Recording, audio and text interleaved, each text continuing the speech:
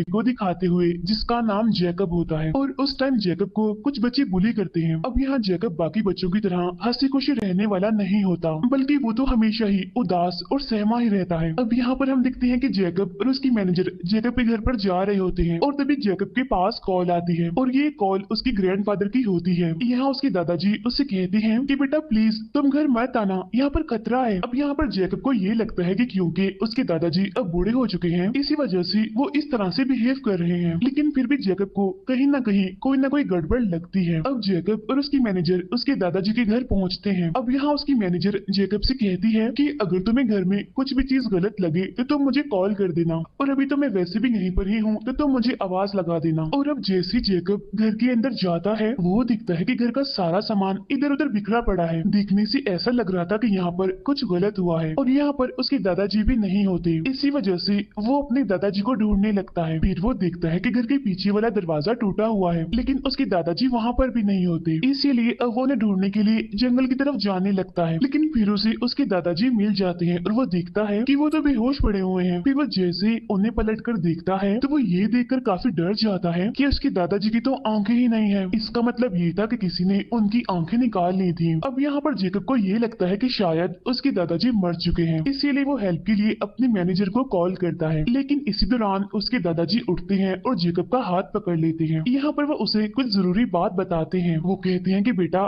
तुम मुझ पर यकीन करो और तुम्हें एक टाइम लूप यानी कि 1943 में एक आइलैंड पर जाना होगा। वहाँ पर तुम्हें एक बर्ड मिलेगी जिसने इंसान का रूप लिया होगा और वो तुम्हें सब कुछ बता देगी। अब यहाँ पर जेकब को कुछ भी समझ नहीं आती कि आखिर उसके दादाजी उसे क्या कहना चाह रहे हैं। और फिर जैसे जेकब अपने सामने देखता है तो वहाँ पर एक काफी बड़ा क्रिएचर होता है जो कि जेकब पर हमला करने के लिए आगे बढ़ रहा था। और तब जेकब जल्दी से अपने मैनेजर को आवाज लगा देता है। अब वो मैनेजर जेकब के कहने पर पीछे मुड़कर गोली चलाती है, लेकिन उस मैनेजर को तो वहाँ पर कुछ भी दिखाई नहीं दे रहा था और सिर्फ जेकब ही था जो उसे देख पा रहा था। अब जेकब अपने दादाजी की मौत की वजह से काफी अपसेट था, इसीलिए उसे एक साइकाइट्रिस्ट के पास जाने की जरूरत पड़ जाती है। यहाँ वो अपने साइकाइट्रिस्ट को सब कुछ बता देता है कि कैसे उसके दादाजी उसे मॉन्स्टर्स क्रिएचर्स की कहानियां सुनाया करते थे और तो और कुछ जादुई बच्चों की कहानियां भी वो सुनाया करते थे और उन जादुई बच्चों के पास खास किस्म की पावर्स हुआ करती थी। और ऐसी ही और भी बहुत सारी कहानियां वो मुझे सुनाया करते थे जिन पर यकीन करना शायद काफी मुश्किल है। फिर एक बार उसके ग्रैंडफादर ने उसे एक आइलैंड की कहानी सुनाई जहाँ पर बहुत सारे जादुई बच्चे रहा करते थे और तो और वहाँ पर मॉन्स्टर्स भी थे। अब क्योंकि उस टाइम जेकब काफी छोटा था, इसी वजह से वो इन कहानियों को सच मानने लगा था और वो इन कहानियों को बाकियों के साथ शेयर भी करना चाहता था। और इसी वजह से जब वो ये कहानियां अपनी क्लास के बच्चों को बताता है तो वो सारे बच्चे उसका मजाक बनाने लगते हैं, उस पर हंसने लगते हैं क्योंकि ये सब कुछ तो कहानियां थी। अब जैसे जैसे जेकब बड़ा होता जा रहा था उसका भी इन कहानियों पर से यकीन उठता जा रहा था, क्योंकि अब उसे भी ये सब कुछ रियल नहीं लग रहा था। हालांकि उसके दादाजी उसे यकीन भी दिलवाते हैं कि नहीं बेटा मैं तुम्हारे साथ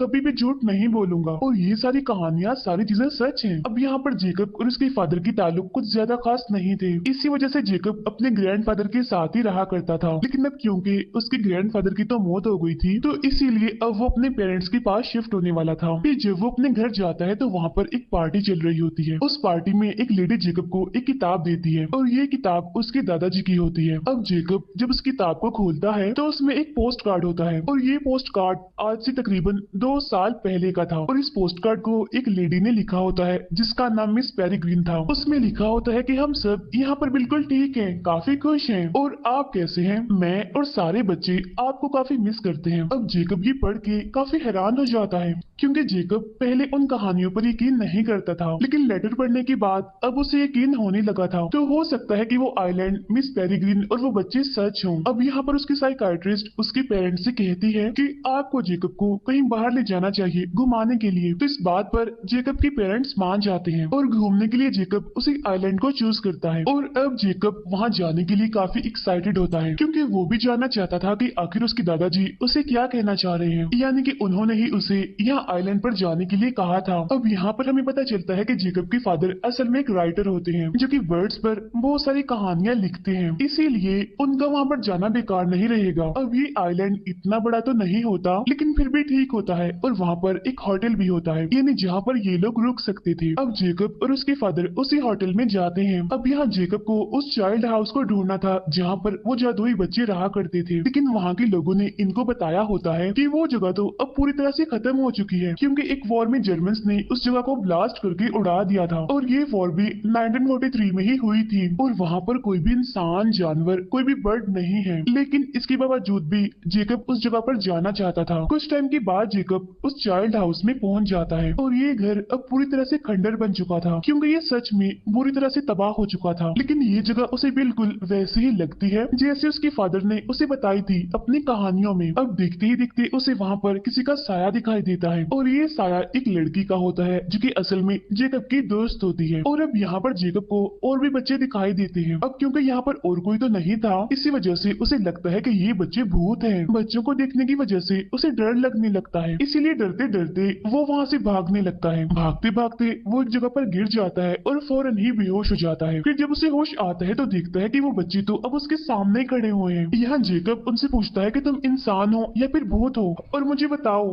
कि मैं मर चुका हूँ या फिर तुम मरे हुए हो। तो वो बच्चे कहते हैं कि कोई भी नहीं मरा यहाँ पर, और हमें मिस पेरिग्रीन ने बताया था कि तुम यहाँ पर आ चुके हो। और अभी ये बच्चे जेकब को अपने टाइम लूप में ले जाने की कोशिश करने लगते हैं। अब यहाँ पर जेकब को किसी भी चीज पर यकीन नहीं आ रहा था, इसीलिए वो वहाँ से भागकर अपने फादर के पास जाने लगता है। लेकिन हम देखते हैं कि अब वो अपने टाइम में नहीं था, बल्कि वो तो उस टाइम लूप में एंटर कर चुका था, क्योंकि अब वो आ चुका होता है 1943 में। और ये जगह असल में एक बार होती है जो कि प्रेजेंट टाइम में अब होटल है। यहाँ पर जेकब को देखकर वो सब उससे पूछते हैं कि कौन हो तुम, और उसे मारने के लिए उसकी तरफ बढ़ते हैं, क्योंकि ये टाइम 2016 नहीं था बल्कि 1943 था और कोई भी जेकब को यहाँ पर नहीं जानता था। और इसी टाइम यहाँ पर वही जादुई बच्चे आ जाते हैं। यहाँ आकर वो जेकब की जान बचा लेते हैं, लेकिन जाते जाते वो उस बार को तबाह कर देते हैं, यानी कि वो उसमें आग लगा देते हैं और अब वो जेकब को अपने साथ लेकर वहाँ से भाग जाते हैं। अब ये देखकर जेकब काफी हैरान होता है और उन बच्चों से पूछता है कि क्या मुझ में ही ऐसी जादुई पावर्स पाई जाती हैं? क्या वो तबाही मैंने की थी वहाँ पर? लेकिन तभी यहाँ पर एक बच्चा जो कि इनविजिबल होता है वो बोलता है कि तुमने नहीं, ये सब कुछ मैंने किया है, क्योंकि इस बच्चे को कोई भी नहीं देख सकता था जब तक कि वो कोई कपड़े ना पहने। अब ये सारे बच्चे जेकब को उसी चाइल्ड हाउस में ले आते हैं। अब यहाँ आकर जेकब देखता है कि ये जगह अब खंडर नहीं है, बल्कि चाइल्ड हाउस काफी खूबसूरत और बिल्कुल सही सलामत है। हर तरफ हरियाली ही हरियाली है। और तब यहाँ पर अंदर से एक लेडी बाहर आती है और यही लेडी मिस पेरिग्रीन होती है। वो यहाँ पर जेकब को वेलकम करती है और तब जाके जेकब को यकीन होता है कि ये सब कुछ बिल्कुल असली है, यानी जिनके बारे में उसके दादाजी ने उसको बताया था, आज वो उनसे मिल पा रहा है। यहाँ मिस पेरिग्रीन जेकब को बाकी बच्चों से मिलवाती है और उन सारे जादुई बच्चों के पास अलग अलग पावर्स होती है। वहाँ एक ऐसी लड़की होती है जो कि हवाओं से बातें करती है, क्योंकि वो बहुत ही हल्की होती है। वो आसमान में उड़ सकती थी और इसीलिए उसे हमेशा ही लोहे के शूज पहनने पड़ते थे। एक बच्ची ऐसी होती है जिसके सुनहरे कलर के बाल होते हैं और इसमें होती है आग की पावर, यानी कि वो आग को कंट्रोल कर सकती थी। किसी भी चीज को वो जला सकती है, किसी भी चीज को वो गर्म कर सकती है। वहाँ पर एक बच्चा ऐसा था जो किसी भी चीज को बनाकर उसमें अगर अपना ही बनाया हुआ दिल डालता था तो वो चीज जिंदा हो जाती थी। एक बच्ची ऐसी थी जो किसी भी पौधे को बड़ा कर सकती थी अपनी पावर से। एक बच्ची ऐसी है जो कि भारी से भारी चीज को भी आसानी से उठा लेती है। एक बच्चा ऐसा था जो कि हमेशा ही अपने पेट में बहुत सारी मक्खियां रखा करता था। एक बच्चा ऐसा था जो कि अपना फ्यूचर देख सकता था। दो बच्चे जो कि ट्विंस होते हैं वो हमेशा ही एक मास्क पहनकर रहते हैं, लेकिन फिलहाल यहाँ पर इनकी पावर्स नहीं बताई जाती। और ये सारे बच्चे इसी चाइल्ड हाउस में रहते हैं और इन सब का ख्याल रखने वाली मिस पेरिग्रीन होती है और वो भी इन बच्चों के साथ यहीं पर ही रहती है। इन बच्चों की जान बचाने के लिए वो बार बार टाइम लूप बनाती है। असल में वो इन बच्चों को बाकी दुनिया के लोगों से बचाती है। अब यहाँ पर जेकब कहता है कि मुझे अपनी दुनिया में वापस जाना है। तब यहाँ पर वो सारे बच्चे उसे कहते हैं कि प्लीज तुम मत जाओ और हमारे साथ यहीं पर ही रहो। जेकब को जाना तो था ही, तो वो बच्चे कहते हैं कि चल ठीक है चले जाना, लेकिन एक बार तुम हमारे साथ टाइम लूप जरूर देख लो, क्योंकि ये चीज काफी मजेदार है, हम काफी इंजॉय करते हैं। अब सारे बच्चे मिस पेरिग्रीन के साथ घर के बाहर आते हैं और तभी अचानक से यहाँ पर तेज बारिश होने लगती है और ऊपर से जर्मनी के प्लेन्स निकलना शुरू हो जाते हैं और तभी एक बड़ा सा बॉम्ब घर पर आकर गिरने ही वाला होता है। तो तभी वो घड़ी जो मिस पेरिग्रीन के पास होती है वो उसकी मदद से टाइम को रोक देती है। टाइम को रोकने के बाद वो उस टाइम को पीछे ले जाती है जहाँ पर ये लोग पहुंच जाते हैं 24 घंटे पहले। अब इसी चीज को टाइम लूप कहते हैं और इसी तरह वो टाइम को एक दिन पीछे करके इसी दिन को कई सालों से जी रहे थे और इसी वजह से ना तो उनकी उम्र बढ़ रही थी और ना ही वो आज के टाइम में यानी प्रेजेंट टाइम में एंटर कर रहे थे। अब यहाँ पर हम देखते हैं कि दो टाइम लूप हैं, यानी एक तो होता है प्रेजेंट टाइम जहाँ पर बाकी दुनिया के लोग जी रहे हैं और दूसरा होता है पास्ट यानी 1943। इसके बाद हम देखते हैं कि जेकब अपनी दुनिया में वापस वापस आ गया है, यानी कि प्रेजेंट टाइम में 2016 में। यहाँ पर हमें पता चलता है कि 1943 में से जेकब ने एक लेटर चुरा लिया होता है और प्रेजेंट टाइम में आकर वो उस लेटर को पढ़ता है, और ये लेटर असल में होता है अलर्ट करने के लिए कि जो दुश्मन है,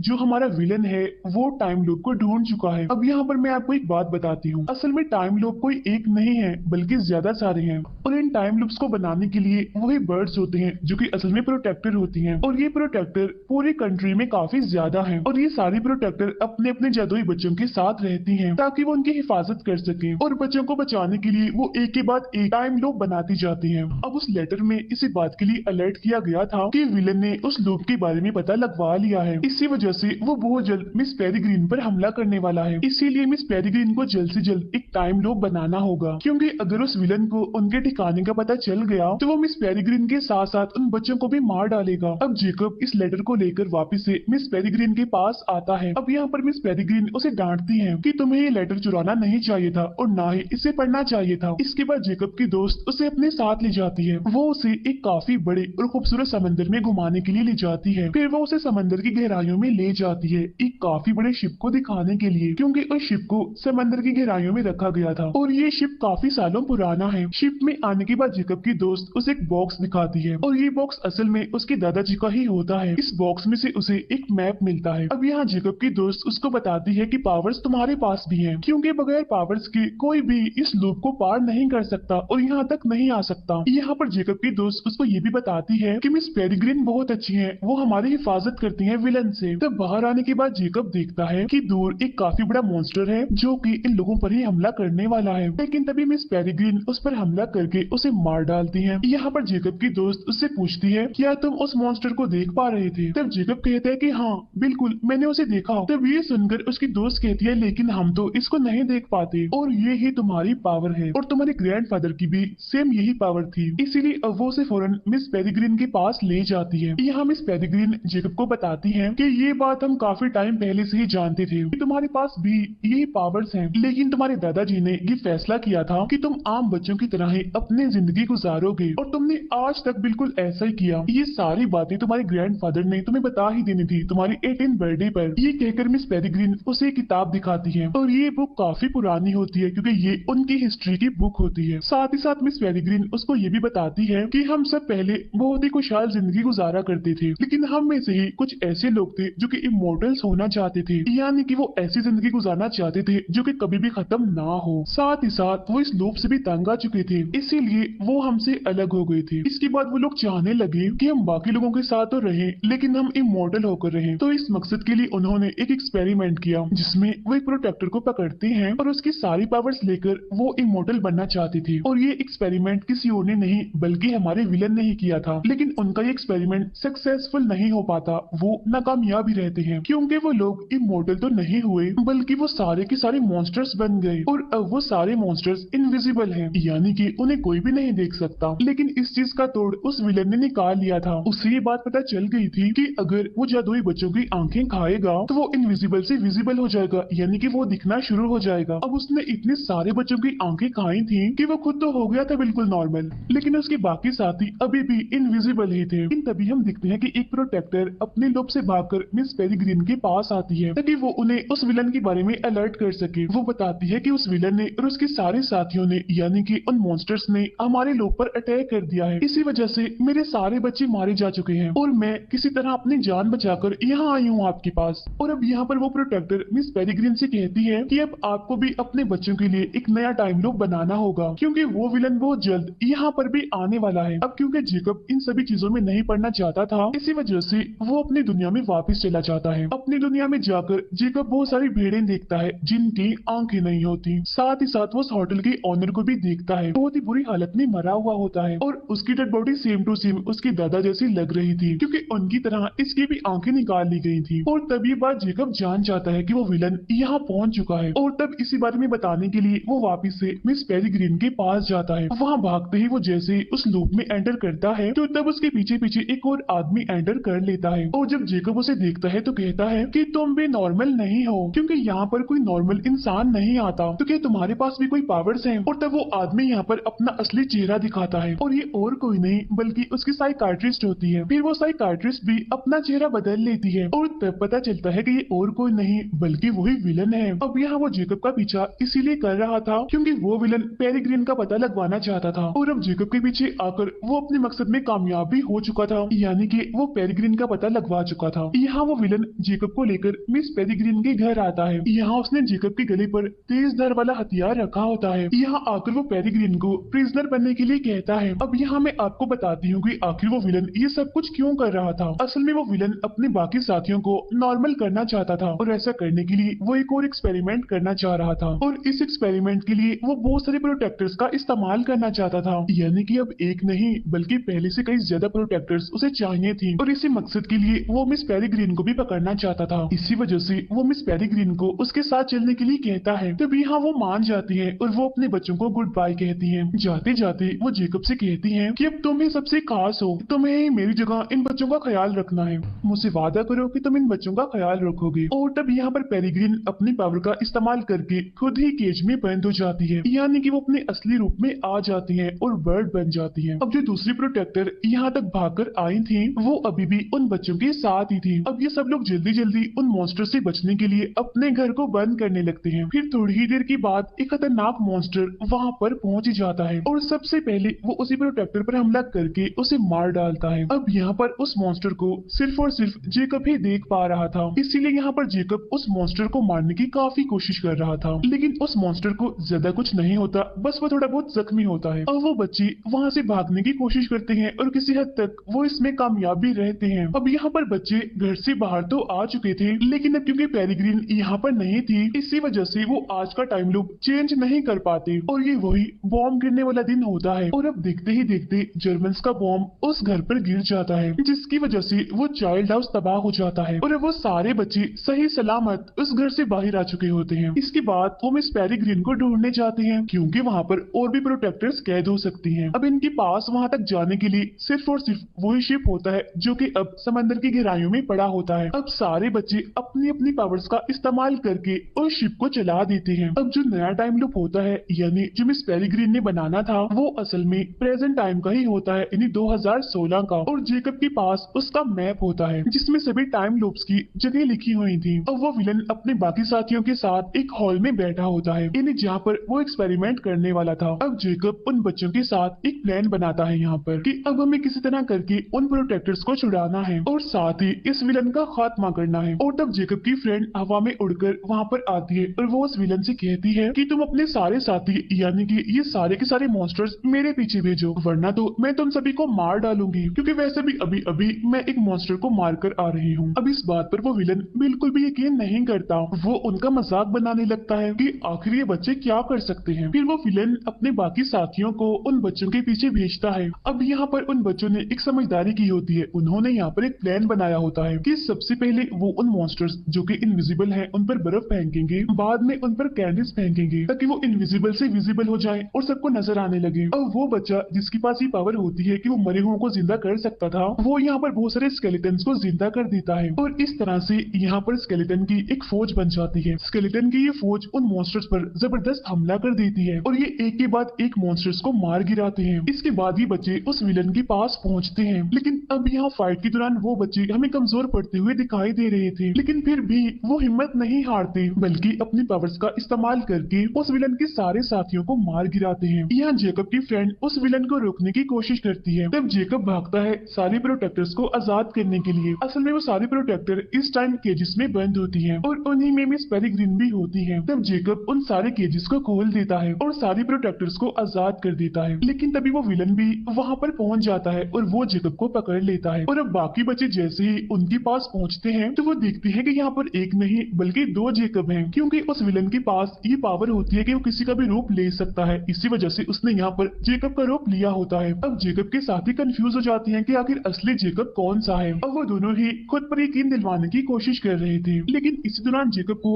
वहाँ पर एक मॉन्स्टर दिखाई देता है, लेकिन उस मॉन्स्टर को वो विलन नहीं देख सकता था और यहाँ जेकब उस मॉन्स्टर को बिल्कुल भी नहीं रोकता। अब उस मॉन्स्टर को भी ये बात पता नहीं चल पाती कि आखिर इसमें से जेकब कौन सा है और वो विलन कौन सा है, इसी वजह से वो उस विलन को पकड़ लेता है। लेकिन इससे पहले कि वो विलन वापिस से अपने असली रूप में आकर दिखा सकता कि ये मैं हूँ, वो मॉन्स्टर उसकी आंखें निकाल कर खा लेता है और अब यहाँ पर उस विलन का खेल भी खत्म हो जाता है, यानी कि वो मर जाता है। इसी दौरान जेकब एक हथियार उठाता है और वो उस मॉन्स्टर को भी मार डालता है और इस तरह से एक एक करके सारे मॉन्स्टर्स मारे जाते हैं। और अब बच्चों को वापस से अपने टाइम लूप में यानी कि 1943 में जाना था, क्योंकि ये टाइम लूप 2016 का होता है और अगर वो यहाँ पर रह गए तो वो एक ही सेकंड में अपनी उम्र चेंज कर लेंगे और इतनी बड़ी तब्दीली से शायद उनकी जान भी जा सकती है। और अब यहाँ पर जेकब को उन्हें गुड बाय कहना पड़ता है। अब हालांकि जेकब भी उनके साथ जाना चाहता था, लेकिन उसकी दोस्त उसे कहती है कि नहीं जेकब, तुम यहीं पर ही रुको क्योंकि यहाँ तुम्हारी ज्यादा जरूरत है। इसके बाद वो भी जेकब को गुड बाय कह के चली जाती है और अब जेकब प्रेजेंट टाइम में इन्हीं 2016 में ही रुका होता है और सभी बच्चे वापस से अपने टाइम लूप में इन्हीं के 1943 में जा चुके होते हैं, जहाँ उन्हें अब एक नए लूप की जरूरत पड़ती है। अब जेकब अपने ग्रैंडफादर की मरने के कुछ दिन पहले वाले टाइम में जाता है। इसी वजह से वो सीधा अपने ग्रैंडफादर के पास जाता है, वो उनसे मिलता है और काफी खुश हो जाता है और वो उन्हें वो सारी चीजें बताता है जो उसने अभी तक देखी थी। ये सुनकर उसके दादाजी उसे कहते हैं कि बेटा, तुम्हें यहाँ पर नहीं होना चाहिए था, बल्कि तुम्हें तो तुम्हारी दोस्त के पास होना चाहिए क्योंकि वो तुम्हारा इंतजार कर रही होगी। यहाँ उसके दादाजी उसे पुराने टाइम के डॉलर्स देते हैं जो कि आगे चलकर जेकब के काम आने वाले थे, क्योंकि उसे 1943 में जाने के लिए बहुत सारे लोग से होकर गुजरना पड़ेगा। अब जेकब के पास अपने ग्रैंडफादर का मैप होता है जिसकी मदद से वो कई बार टाइम लूप में जाता है, लेकिन टाइम ट्रेवल करने के लिए उसे 1 साल इंतजार भी करना पड़ता है और इसी मकसद के लिए वो सबसे पहले नेवी में भर्ती होता है और फिर जाके वो पहुंचता है 1943 में। और ये वही दिन होता है जब उसकी दोस्त वहां से विजिट कर रही होती है और अब यहाँ पर फाइनली जेकब अपनी फ्रेंड से मिल पाता है और ये भी असल में एक शिप होती है जिसके जरिए सारे बच्चे अपने नए लूप में जा रहे थे। यहीं पर हमें मिस पेरिग्रीन भी दिखती है जो कि वापस से अपने बच्चों के पास जाना चाहती है ताकि वो हमेशा हमेशा उनकी हिफाजत कर सके। अब इसी के साथ ही ये मूवी यहीं पर एंड हो जाती है। Thank you for watching.